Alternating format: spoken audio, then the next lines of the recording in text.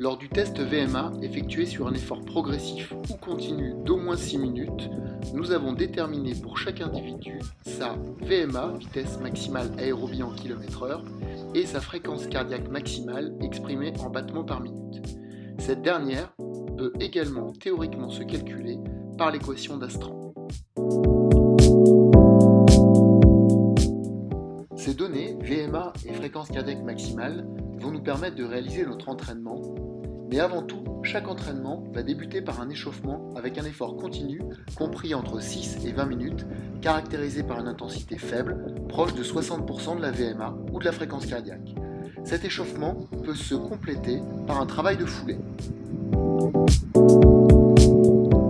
Pour concevoir notre entraînement, nous allons dans un premier temps reprendre les caractéristiques propres de l'élève, suite à son test de VMA.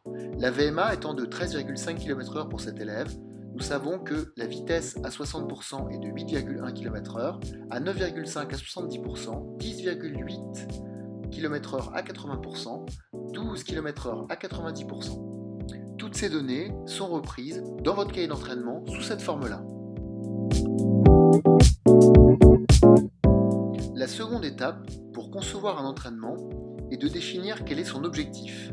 Dans notre cas, nous sommes le lendemain d'une compétition de foot et nous souhaitons récupérer. Nous avons donc choisi la thématique de l'endurance fondamentale, caractérisée par une intensité modérée, un travail continu, avec pas ou peu de récupération entre les séries. Voici l'entraînement qui va illustrer cette thématique pour notre élève.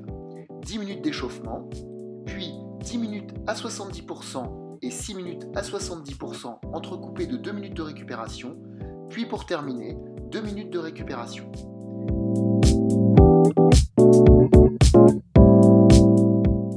L'utilisation du cardiofréquencemètre nous permet d'avoir un retour sur notre séance.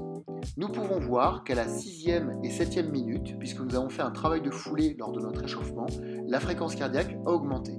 Puis nous pouvons nous apercevoir que lors de la récupération, la fréquence cardiaque diminue.